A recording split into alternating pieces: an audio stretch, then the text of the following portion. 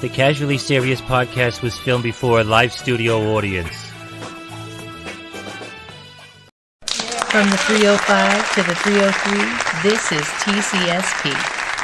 Ladies and gentlemen, please welcome Dr. Brian and the Casually Serious Band. Welcome to the Casually Serious podcast. We're talking about 70s sitcoms today, ladies and gentlemen. So hang out, grab your popcorn, do whatever you're doing.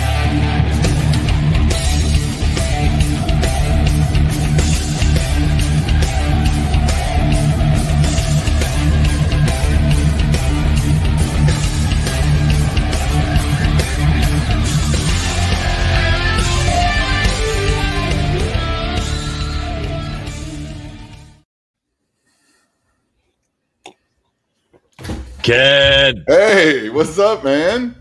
What's going on? Ken, how's it going, dude? Dude, good day today. Just driving around, got a message. Hey, you should go check out the spot where you can go get a J&J shot. And I ran up in there and I got myself a shot. One shot, one and done. Good day. It just happened. Mad jealous. Absolute luck. Dude. I go to get lunch afterwards. I get up to the front to grab my food. Dude's like, hey, you want a free drink? I was like, a free drink? Why? It's like, oh no, got poured for this other guy. I don't want it. You want it? I'm like, this is just a good day. What, it's just a good day. Oh, that's beautiful, man. That's good to hear, dude. Are you having as great of a day? Are you getting free drinks and vaccinations? I mean, I got great cell phone coverage now. I'm probably being tracked by somebody, but there's a lot of good things. My arm hurts a little. I didn't have that quite good of a day. I already had my first shot though a week ago or something like that. So somewhere at the end of this month, I'll have the second one, and then I will be forcing myself to start feeling bad because I'm going to start feeling bad. So psychosomatically, I will get myself into a mess because of that second shot. But yeah, and then we're coming to a city near you once we're all vaccinated. yeah, we're gonna take this shit on the road and get all of your family angry, and it's going to be a beautiful thing. Yes, we will. So if you folks haven't heard yet, today's show is basically all about 70s sitcoms, and really what we're gonna do is we're gonna say our top 5 each, so 10 total, because I don't think we overlap on any of them.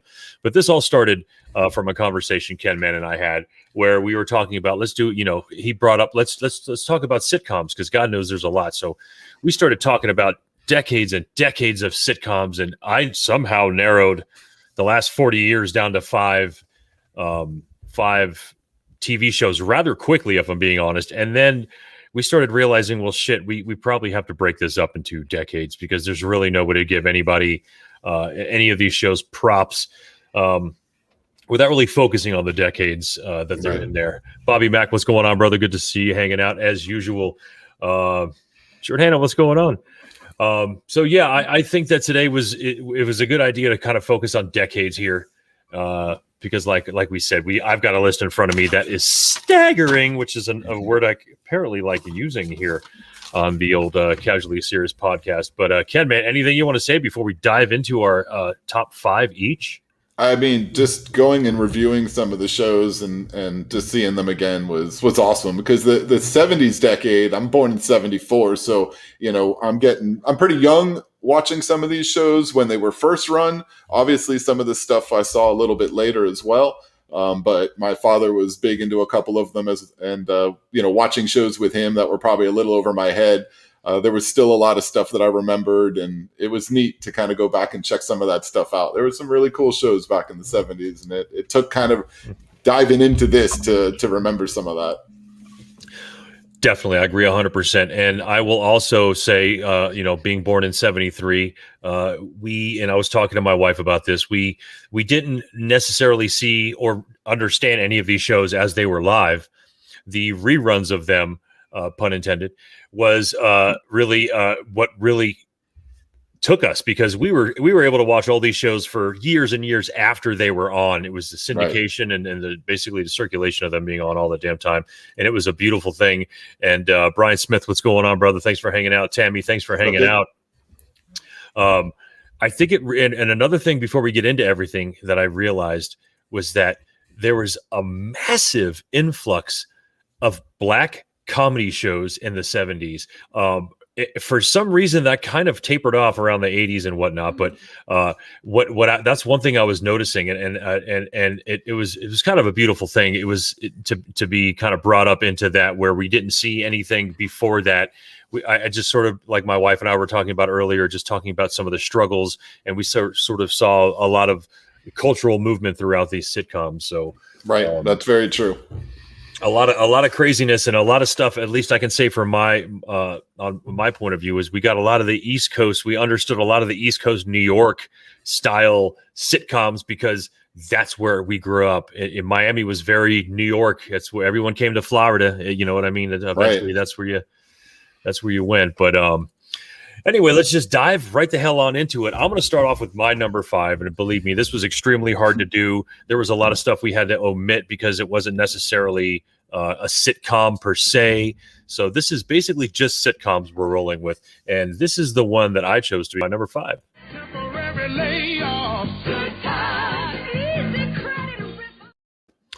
And Good Times was something I actually had to go back and watch a couple episodes today, because, like I said, we have so many dozens and dozens and dozens of sitcoms on top of all of these that started off in the 70s. So for me to even remember my favorite episode of Good Times, no freaking way. What I basically did was took all the shows that I remember watching all the time, and put them in a top 5 list. And Good Times had to be on there because it was just something I watched all the time.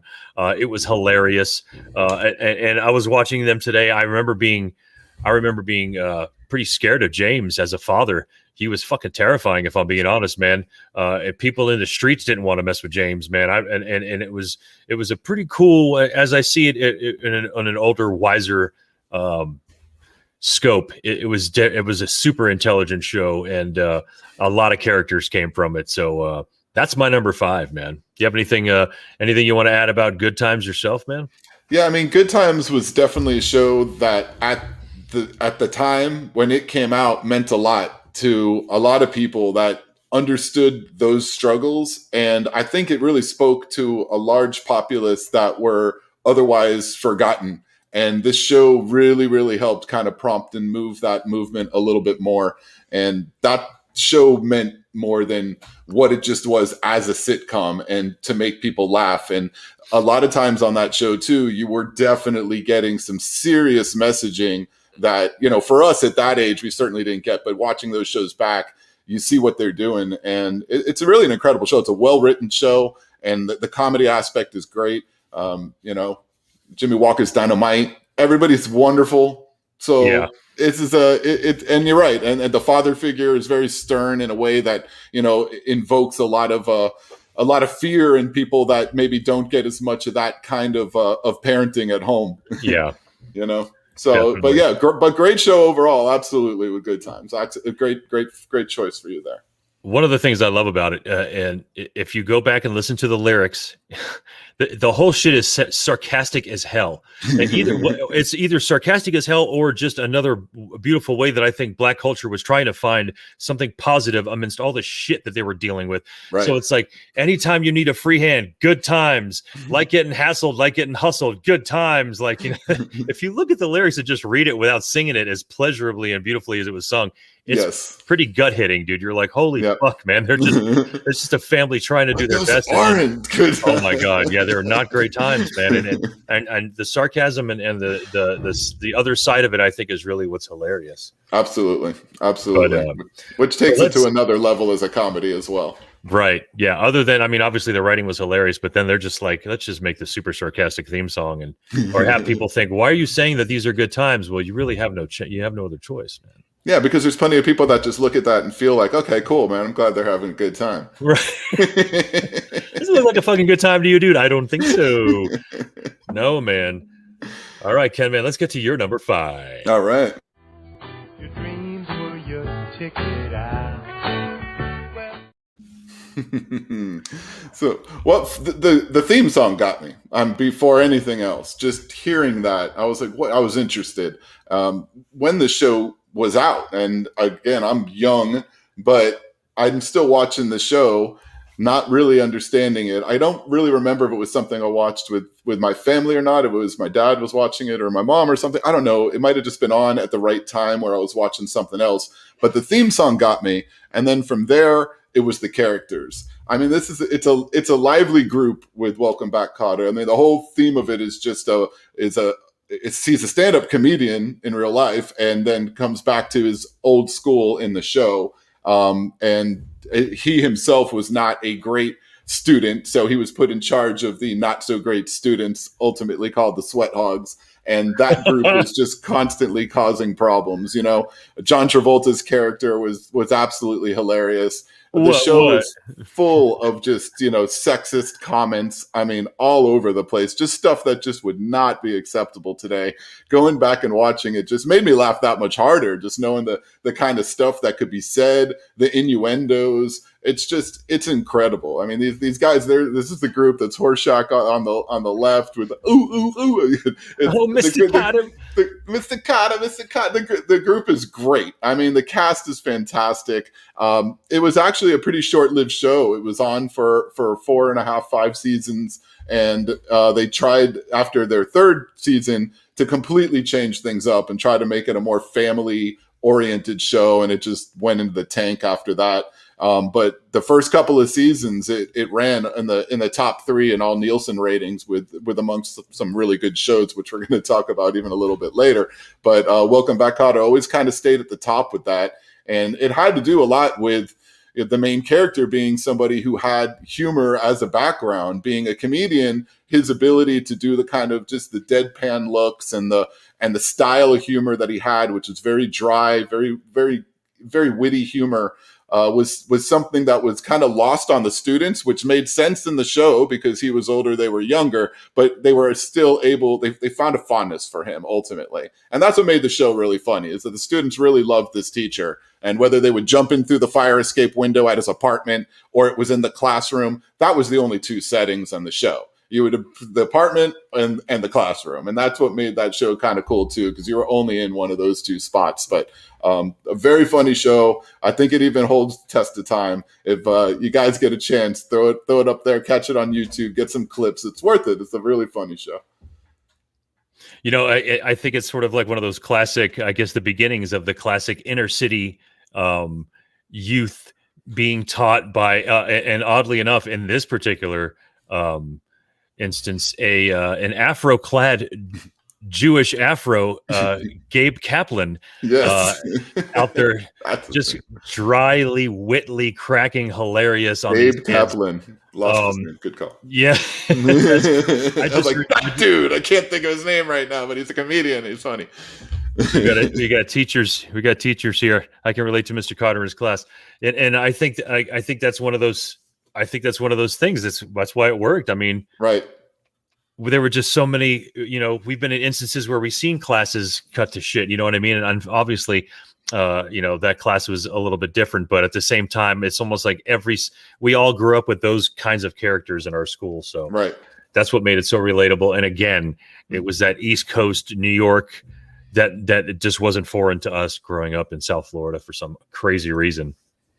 But and obviously the song too, that definitely stands the test of time. We know that it's been added to a lot of commercials over the last 5-6 years because they know us folks are getting old and we're the last generation that's going to remember that shit. That's true. Going after that. And there probably won't be a lot of people to remember my number 4 all-time 70s sitcom.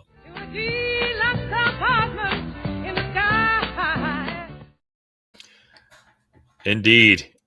Now, for those that don't know, for all the young whippersnappers, the Jeffersons was the spin-off from All in the Family.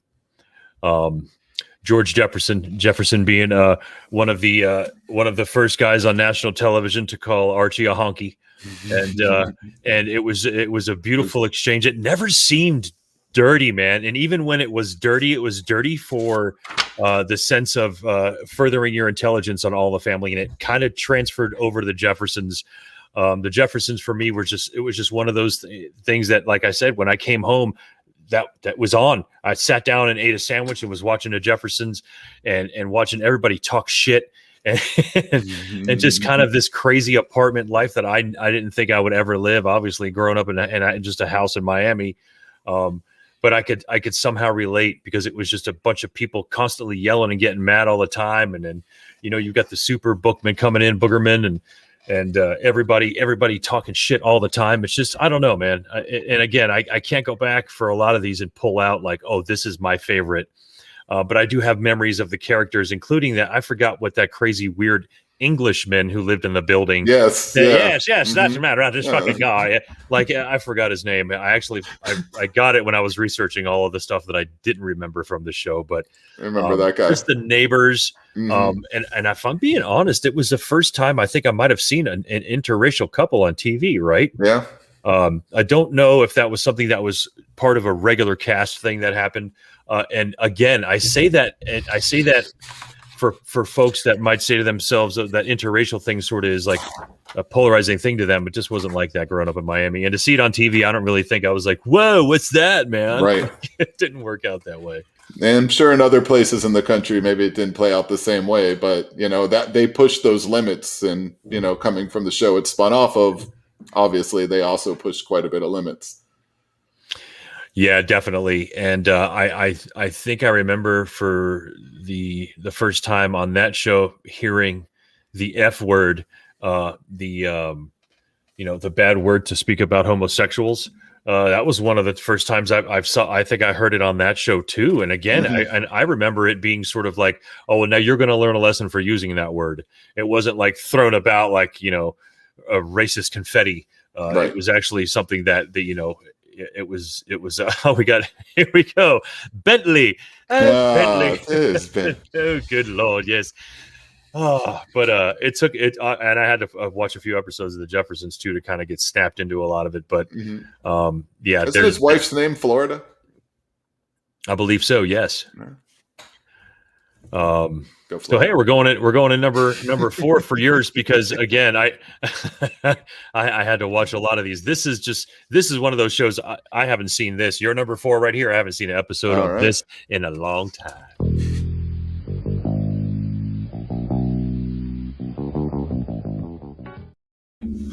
It's great baseline. Great baseline. Forever. So Barney Miller is on my list for my dad. 100% for my dad. This was the show my dad did not miss. And this was also the show that I actually would sit and watch with him. I had very little idea of what was going on overall. This show came out the year I was born, and it ran for about 8 seasons. So it ran into the early 80s. I can honestly say I never watched a rerun of this show. I don't even know if it ever did go into syndication, to be honest. It was a very popular show at the time.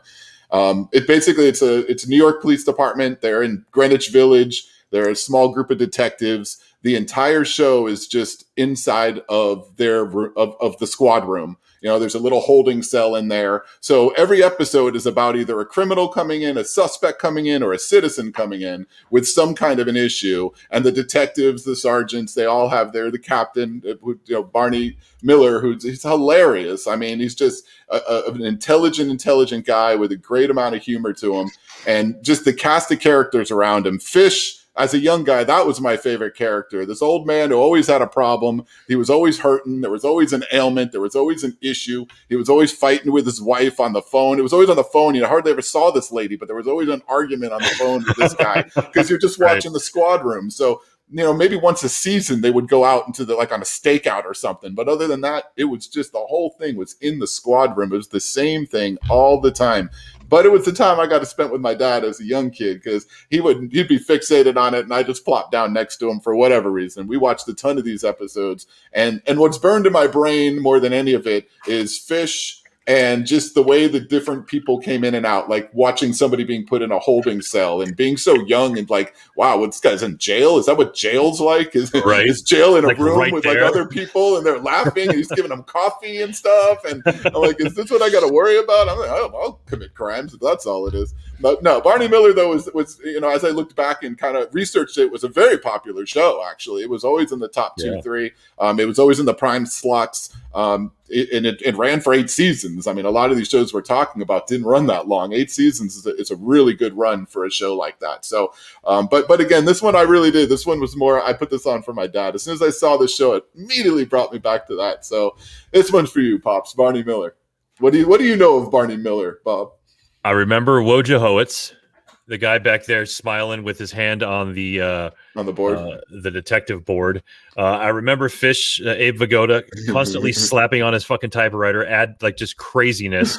I don't remember what the Asian character's name is, and I know that the guy in the top left has gone on to he went on to work in numerous projects throughout the 70s and 80s, probably playing the same kind of character, but.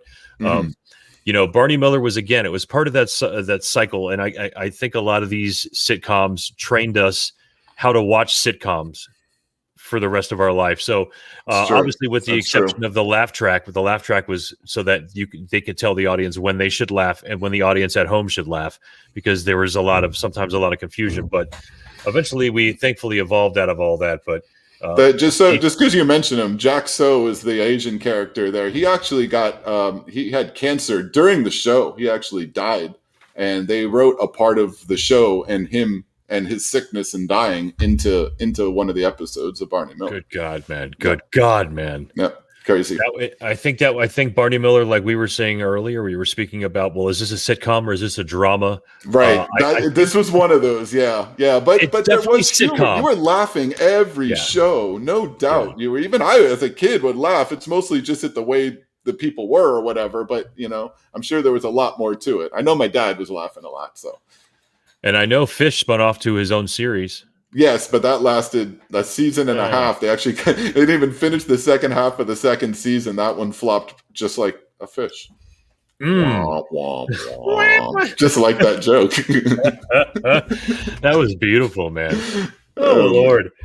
So, yeah, Barney Miller was part of that rotation of 70s shows that we had to watch. And again, like you were talking, for some reason, I remember watching most of these shows on PBS. I don't remember them being a lot on major networks, but I don't remember major networks when I was younger either. I know they probably were on there, but they were. I remember Barney Miller and Starsky and Hutch were kind of close too. I remember watching those shows at the same time, but no, CBS and NBC would fight the most because I mean that's where, and ABC because they had All in the Family, so it's like everybody kind of got different shows at different times, and. But from what I was reading and researching it seemed like it was mostly those guys just kind of fighting back and forth to see who had the best show, just like today. But now you add Fox, right? And at this time, in the 70s, it was about starting to get dominated by a man that we all know and love called Gary Marshall. And my number 3 will invoke a lot of Marshall.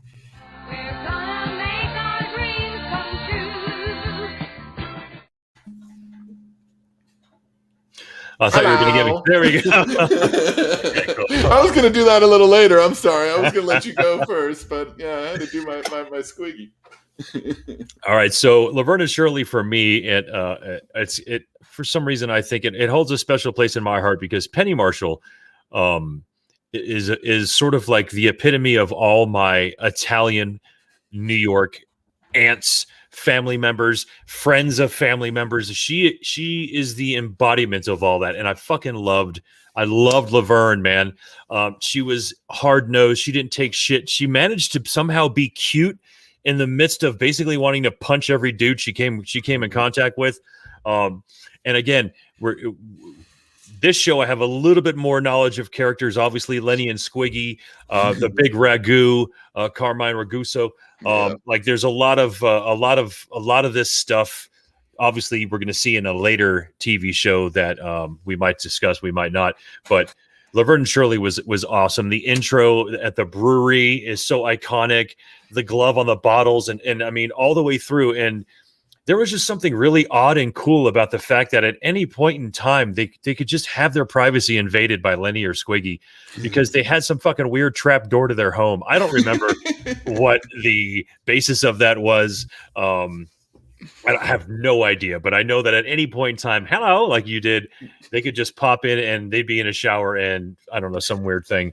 But I do remember things like Laverne drinking Coke and milk all the time. That was her drink. She'd walk up and ask for a Coke with milk in it, which I thought was the weirdest fucking thing. And then I think I tried it and was like, oh, this is actually okay for like 3 sips, and was like, I couldn't drink it any further. Like, it wasn't quite like root beer, like everybody said, but anyway, Laverne and Shirley obviously spun off into the Happy Days thing, and it was a great show because it was just one of those escape shows. I couldn't relate to really anything they were doing other than the fact that I really wanted to eat. I wanted to work at that fucking pizza joint that they ran, and they always had the greatest looking freaking pizza because we had that great pizza in Miami growing up.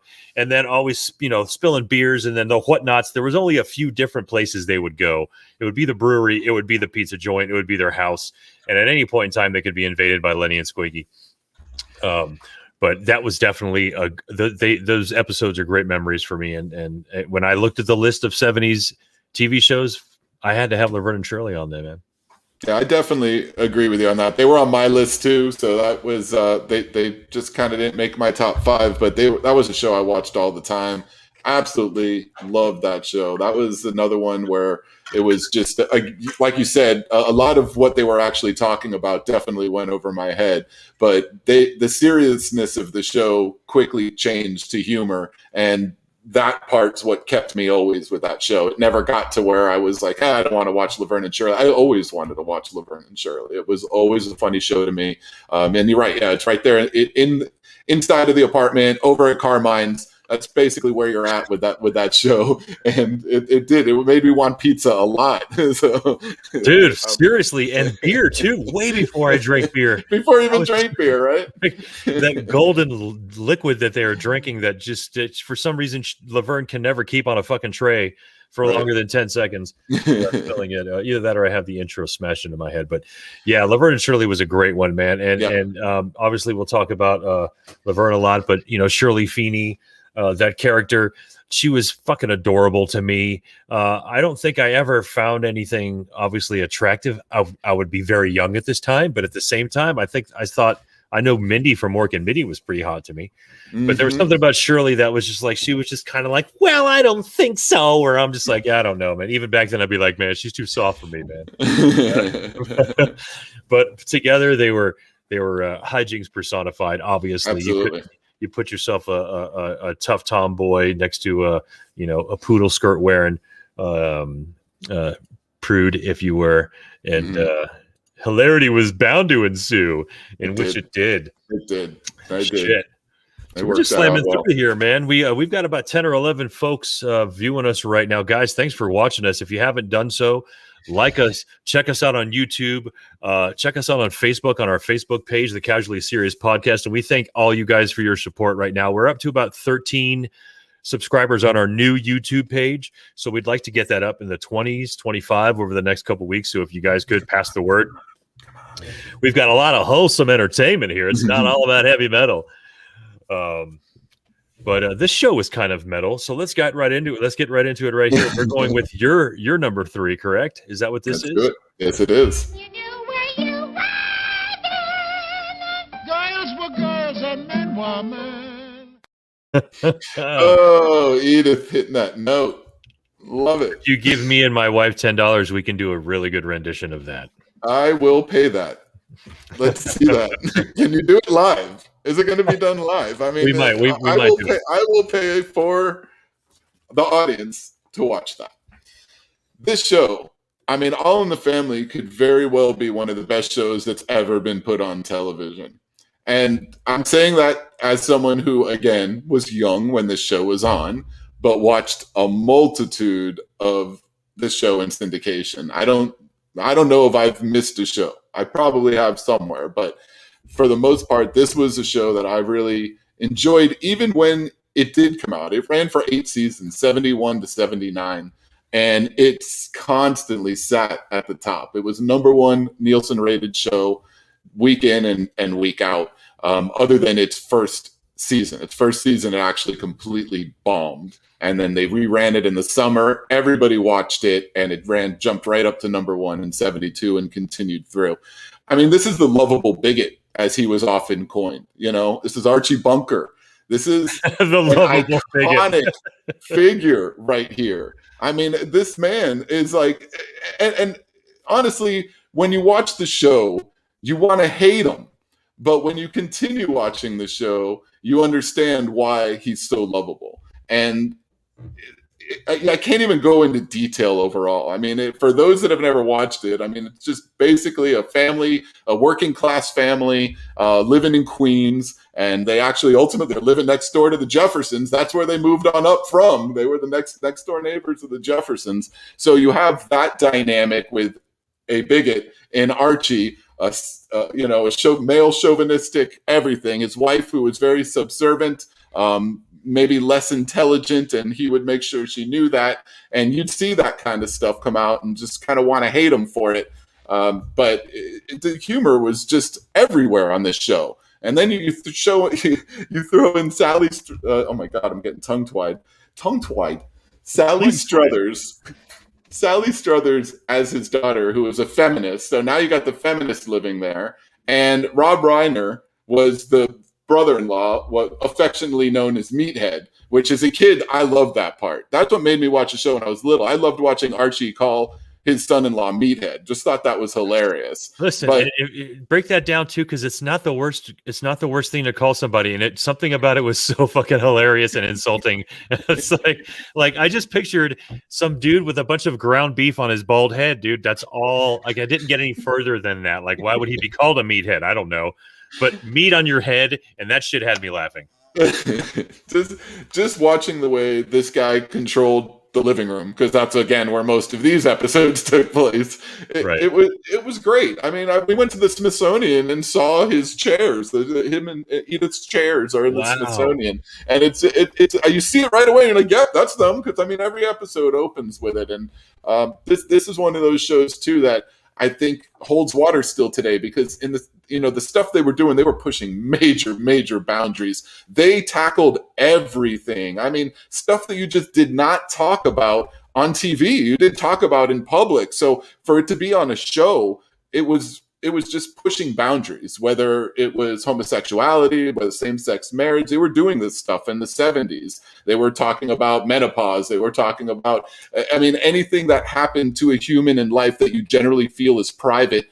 They were pushing that. And this kind of envelope pushing was done a lot by the writers of this show, and then as we talked about earlier, how that kind of parlayed into the Jeffersons as well, and what we saw with Good Times. So television at this time, these are sitcoms. These are made for us to kind of escape and laugh and stuff, but there was a lot of reality here. And All in the Family, I think, did a great job of giving you the chance to just truly be entertained week in and week out, but you're also going to think.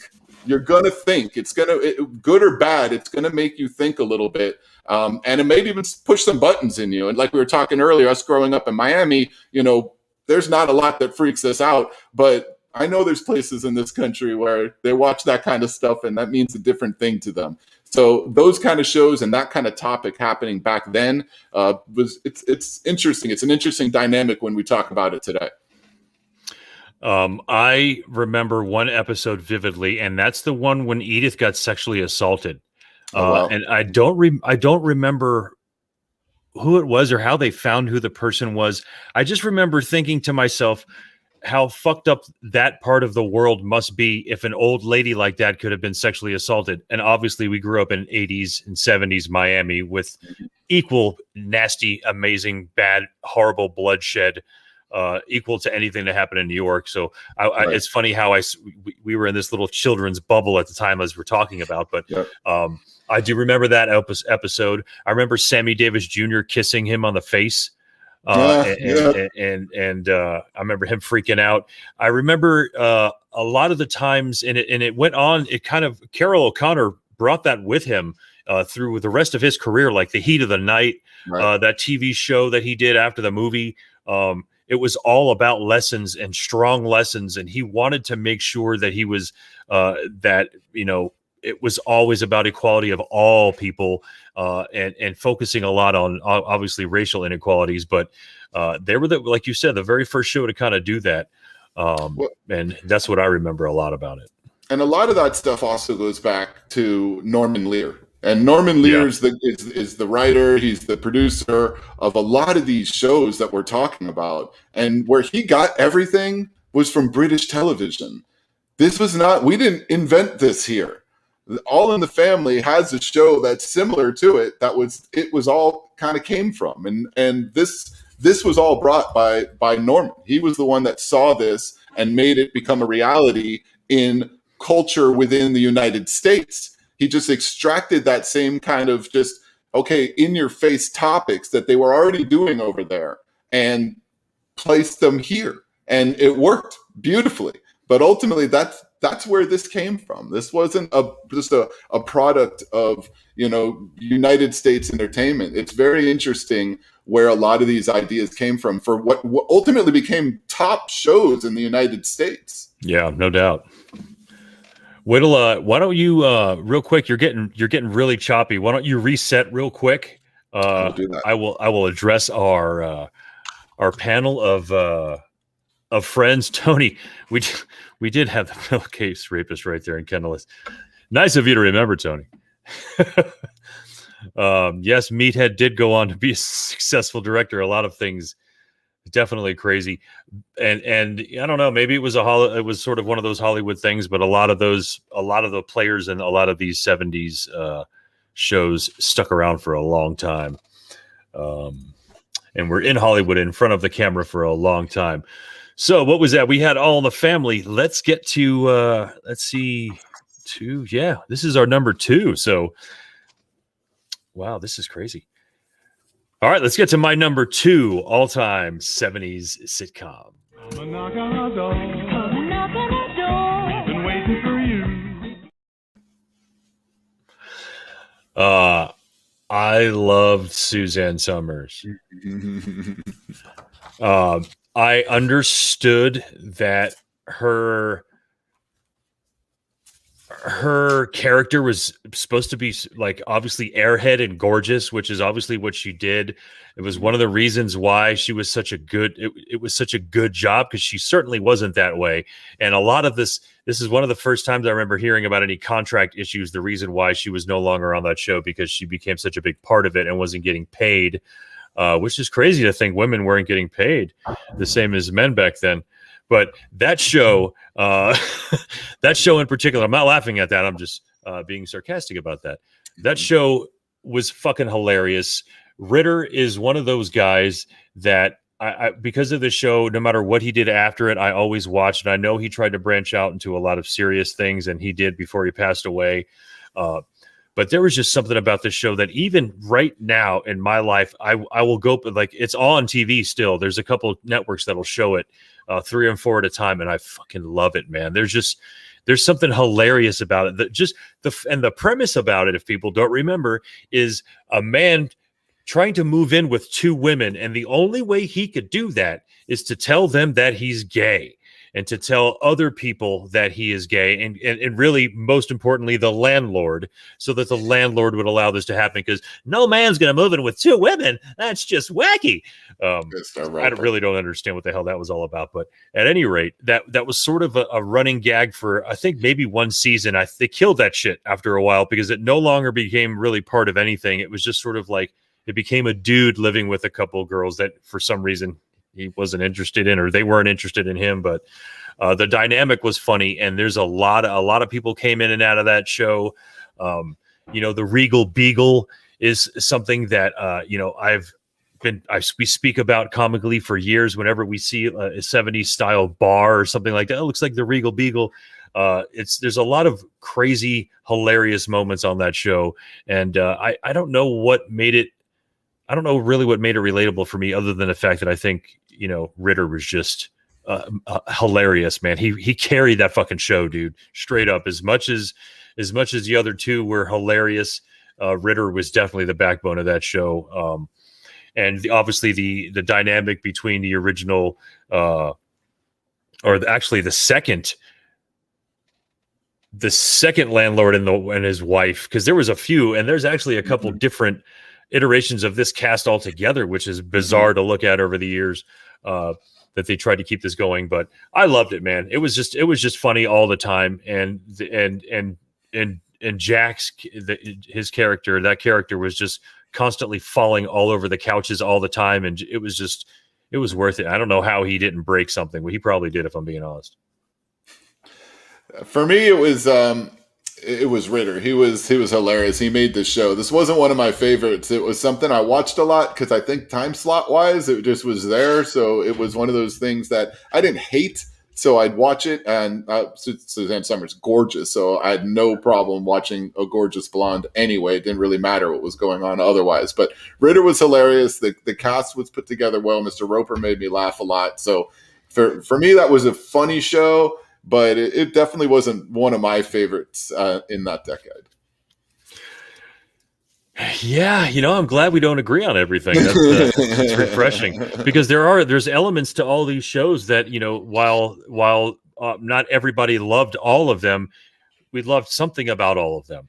There was something, because again, it's and the reason why is because it's directly attached to our nostalgia and our childhood, and this is what we were plopped in front of as kids. So right. we have a lot of love for a lot of this stuff, and but like you said, there's just something about John Ritter. His comedy was just unparalleled. And I agree. I was very bummed. I remember being very bummed when he passed away. But in the vein of funny TV shows, obviously we're going to keep rolling on with your number 2 favorite 70s sitcom. Cincinnati WKRP. Got kind of. That's WKRP. Jazz. So this is a cool show. For anyone that didn't know WKRP, basically it was a failed radio station that was playing easy listening. So they were doing a format change to rock and roll, and they just brought in this whole group of characters, including Dr. Johnny Fever, who came in from L.A. We're in Cincinnati, okay? So he comes in from L.A. with Chalk Jock, but he said the word booger on the air, so he got kicked off the air in LA, and he's in Cincinnati trying to help this place get going.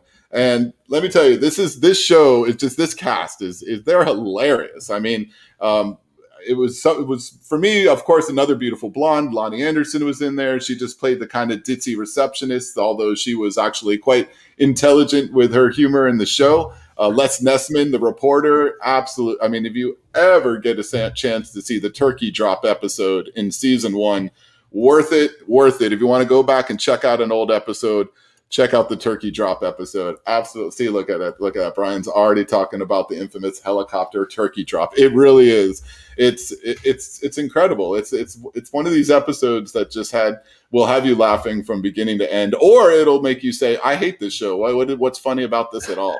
So that's a good one to watch to see if you're going to go, one way or another with it. But this was a later show too. It was 78 to 82. So this one was really kind of close in making the 70s list. But it did only run those 4 seasons. It kept up in the top 3 or 4 in the ratings. So it was a very well received show and a very well liked show. I think the humor of the show was everything in this. I mean, another one of those shows, everything's in the studio, but ultimately you had enough characters and enough plots and subplots going on with each episode that, through a 30-minute show, things are going quick, but you're laughing at a lot of what's happening. It was a really, really good show, WKRP. Very, very close to being my number 1 for this week, but it made it to just number 2. What do you think of WKRP? You a fan at all? It made absolutely no connection to me whatsoever in my life. I don't know what it was. Again, it could just be one of those things where there was so many at this time where maybe it was just like, all right, enough with TV. And then I had to go play with my fucking Transformers or my Pong or whatever it was I was playing with. And it just so happened to be during WKRP. It was just luck of the draw, I think. I don't remember anything. I don't remember because I don't remember seeing a lot of episodes, but for some reason, there's one episode that I do remember very vividly, and I have a pretty damn good fucking memory. For me to only remember this episode, it was the episode where for some reason they were trying to have a mascot, and since they were KRP, they went with a carp. And I think they were walking around in some sort of carp outfit, and I just thought that was fucking hilarious. So that, for some reason, that episode, the carp episode, stuck in my head. But other than that, I have absolutely no connection to WKRP. Other than that, intro that I know so well. So that it Yes. obviously was played in my household in some way or shape or form. It just, I just, for some reason, I walked away from it, which is odd considering what how I wanted to be in radio at some point in my life. And maybe it just wasn't at this point. It was just somewhere down the road. But Howard Hessman's Dr. Johnny Fever, that character is fantastic, man. He makes that show. Without him, there's no show there. And that's the humor that just kind of starts it all, because he's always getting in some kind of trouble, and the rest of them are trying to kind of do the right thing, but he's usually the one that's pulling them down one way or the other. And it always kind of, it's a similar, obviously, overall plot to what's happening, but each of them within the episodes, I always thought were entertaining, and they did a lot with it. And I guess you can't do too much in there. So four seasons is what it lasted, but it was always at the top. It rated very well each season. Yeah, that show did very well, and it is part of a lot of people's nostalgia, on just not mine for some fucking weird reason. I don't know. We went through a list, and honestly, if we're going to talk about top 10, we could have extended that to about 15, and we'll because we're doing real well for time right now. But we're going to definitely mention a couple, and we want to hear from the crew and the crowd. Anybody in the crowd, if they think we missed any, shoot them up from the 70s. Throw them out there. Throw them out. We're going to do our number ones, man. Our number ones. Number ones. This is my number one. It's a spin-off show. So, but it just happens to be the one I saw the most, and I maybe it's just enough characters for me to remember, and I just have a really good memory of the layout of the house and the layout of the places they were all on, and it bred and started the very, very first iteration, and what is called back to when someone says that they jumped the shark. So let's see my number one.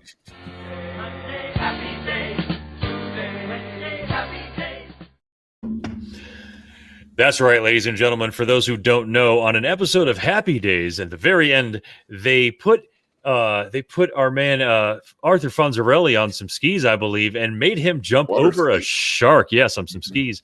Made him jump over a shark. It was a very desperate grab for attention and ratings, and it went on to be a phrase that was coined to compare you to going really, really too far beyond what you're capable of to get a specific goal. But Happy Days, for me, was amazing. Fonzie was the coolest fucking dude in the world. I definitely, more than 10 times in my life, have punched a fucking jukebox for some reason, expecting my favorite song to hop on there, thinking I was cool enough to be Arthur Fonzarelli. I don't really know why he hung out in the bathroom and called it his office, but for some reason it made sense a lot back then.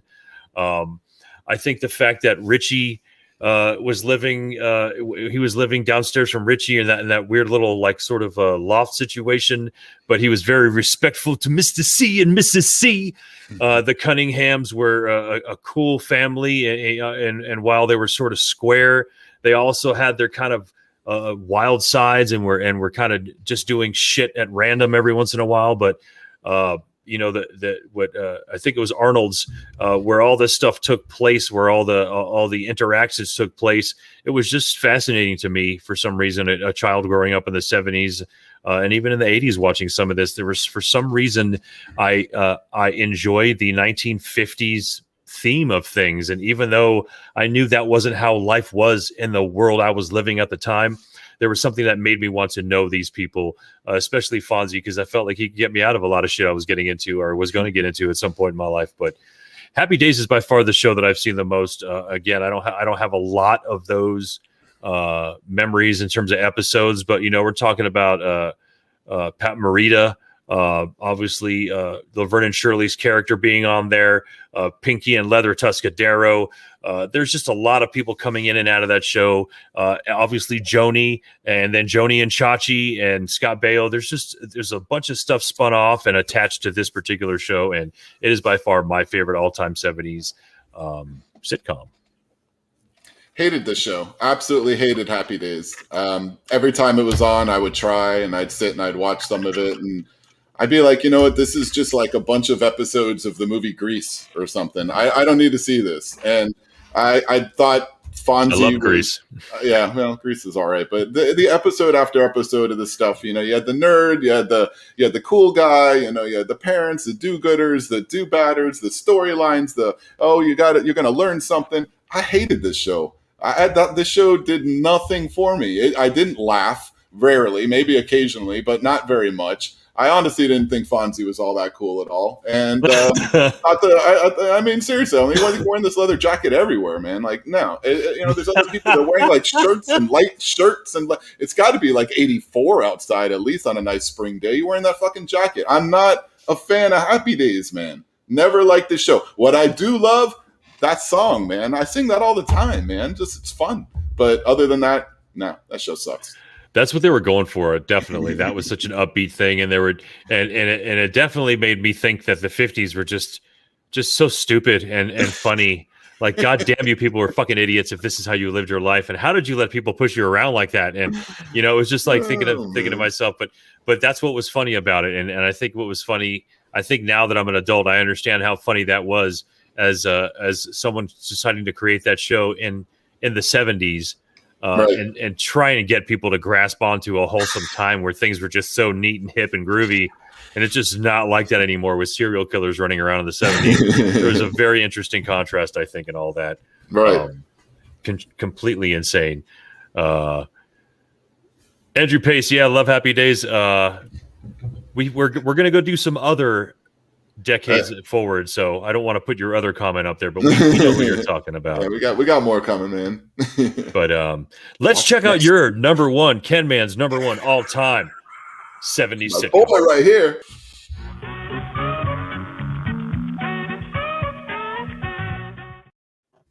Dude.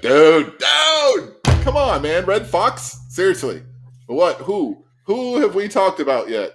I mean, come on, that is better than Red Fox. Man's hilarious. Not only is his his ability to improvise in front of that camera, because he did a lot of that. He went off script constantly, and the humor was just the best. I mean, that when you just got a raw Red Fox just kicking it, throwing it from the hip with stuff, and the expressions. I mean, it was everything with that man. Absolute. I couldn't look at him and not laugh.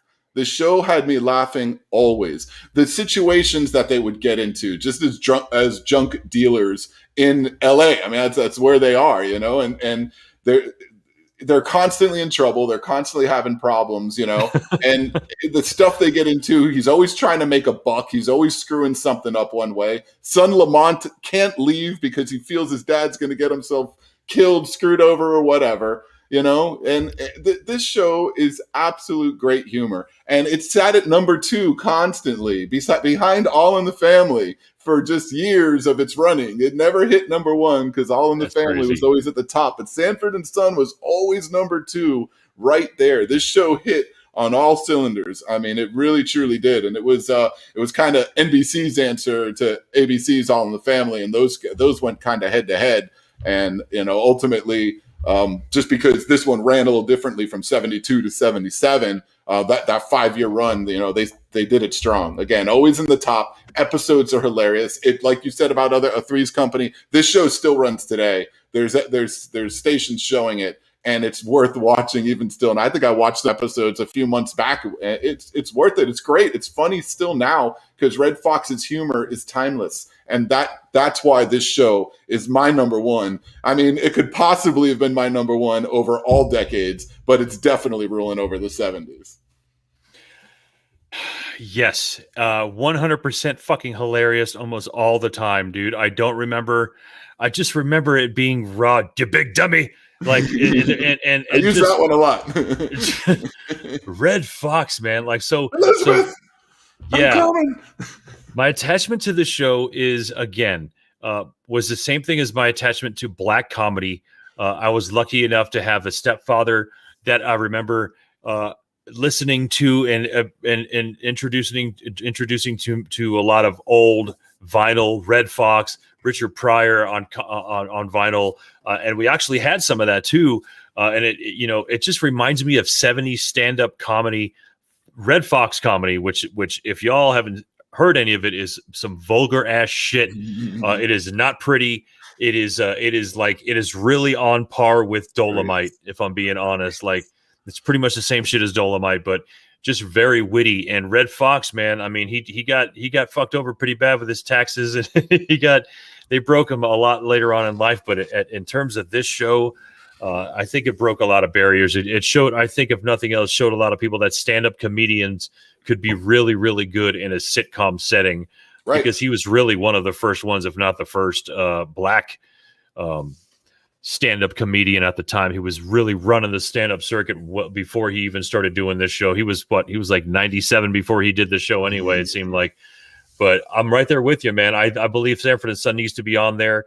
Between the interactions between him and Lamont and just everyone, Grady, anyone coming through, there was always some bullshit. But obviously his interactions between, what's her name again? Come on now. Esther. That's a tough one. Yeah, we go. Aunt Esther. Aunt Esther. She was another one too. Another stand-up comedian and another one of those vulgar ass comedians, dude. Like, if you don't, which was funny because she plays a church character in the show. She never goes too far in the show because she's all church, lady in Sanford and Son.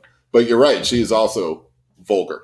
and a beautiful cameo she made later on in life and Friday, walking around knocking on doors, half dead motherfucker.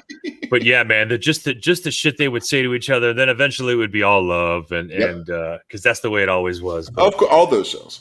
Yeah, every one of those shows, man. But guys, ladies and gentlemen, that's our top 10, top 5 each 70s sitcom. Now, there's a few that we didn't get into. I have a couple written down here. I've got the Mary Tyler Moore Show behind me, obviously. Now, that's definitely a sitcom-ish, but then again, there's more meaning and drama in there, so that sort of toes the line. What's Happening? I don't know why that didn't make my list either, because when I think about it, Rerun, just a lot of stuff going on there. It was a damn good show. Yep. There was a lot of characters that I remember on that shit, and I remember Dwayne. I remember all the hijinks, man. And I say, hey, a lot. I've said it a lot in my life. It's stupid how many times I've said it. No, that was a big one. Obviously, the Brady Bunch. Brady Bunch for sure. No. I think that for me, the Brady Bunch is just a little too 70s. Like, so I didn't laugh a lot. I think it's something to look back on. It was more drama too, I thought. I mean, it the humor was minimal but I liked the show. I actually watched that show quite a bit, but I just wouldn't put it in this. Maud I watched after much later. I watched a little bit of that because of seeing her in Golden Girls, and I wanted to kind of see what she was about before, and it was a pretty good show. I haven't watched a lot of them, but Maud's a pretty good show. She was just buttoned up tight all the way to the neck and talked like this and just basically told you to fuck yourself, in so many words. There was such this East Coast amazingness that I loved about it. Jay, you're late to the party, dude. Do you think we didn't mention that show? Come on, man. You're going to want to hit that. That was my number 4. You got a little hit late. The rewind button on that one. So I got another one on here too, Taxi. Taxi was another show that, the cast was incredible. So it was incredible, just individual actors that kind of blew up into something a lot more later on. There's a lot of big names in Taxi. And going back, watch a couple of those episodes was pretty funny too. Those were great. We got Jordana saying the Bob Newhart Show. There's a few that that we saw. Chico and the Man. Brian Smith pulled that one out of there. That was there you cool. go. Yeah. Sarah Wolf asking, "What about MASH?" Well, we talked about MASH actually. MASH. Yeah, that's a good one because I actually had MASH as my original number 1 pre-show. We kind of went off of MASH because there is definitely humor in MASH, and this is what we were talking about. No doubt, it had a laugh track. But because of the seriousness of that show, the laugh track was actually there for a different reason, I think. And it was to try to take away some of that and keep that humor edge. But overall, I feel that show, although you laughed, there was a lot of really serious stuff happening in MASH. So we kind of took it off of this list as being a sitcom per se. But, I mean, great show. Yeah, no doubt. And there's a lot that kind of bled into the 80s too, but all right, ladies and gentlemen, thank you so much for hanging out with us tonight on our 70s sitcom show. Next week, obviously, or maybe not obviously, we could have went to the 2000s, but we decided not to. We're going to be in order here. We're going to go to the 80s. So we're going to talk about all the great sitcoms of the 80s next week. Ladies and gentlemen, thank you so much for hanging out. If you can, share as much as you can, folks. We are out of here. Have a great night.